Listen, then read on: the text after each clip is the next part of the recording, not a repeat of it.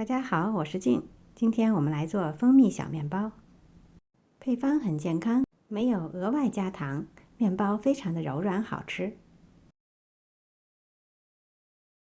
首先来和面，380克高筋面粉，加入4克酵母粉，1/4小勺盐，大约1.5克。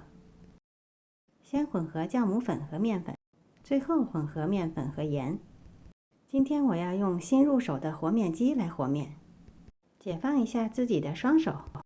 面粉材料中加入200克常温的牛奶，1个大号的鸡蛋，2大勺的蜂蜜，大约40克，45克植物油。我今天用的是轻质无味的橄榄油，相对比较健康。如果喜欢的可以加黄油代替。启动和面程序，和好后再增加10分钟的打面，让面团起筋。然后我们来检查一下，揪下一小块面团，慢慢的抻开，可以拉出这种相对比较薄的膜就可以了。和好的面团稍微整理一下，直接放入和面桶，盖好盖子，启动发酵程序。时间设定1个小时。1个小时后，面团已经发酵至2倍大。按压排气，可以看到这样的大泡泡，说明发酵的非常好。取出面团，直接放在操作板上，压扁，排出小气泡，分成12等份。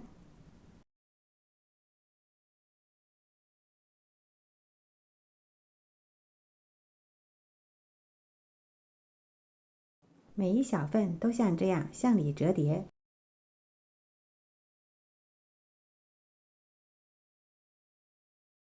整理出一个光滑面，翻过来滚圆，一个面包生胚就做好了。整理好的生胚直接放入烤盘内，其余的小面团也同样的整理好，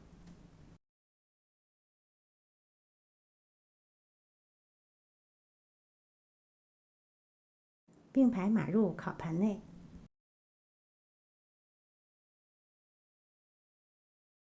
加盖餐巾布，常温发酵至2倍大，大约需要35分钟。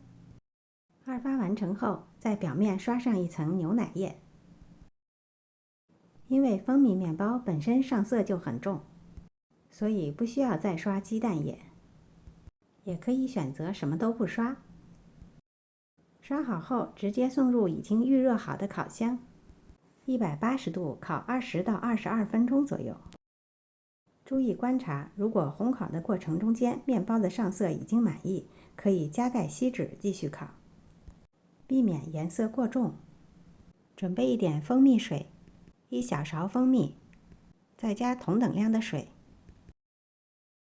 搅拌混合好，趁热刷在面包的表面，这样不仅可以增加风味，提高口感，也可以让面包的表面很快变得柔软。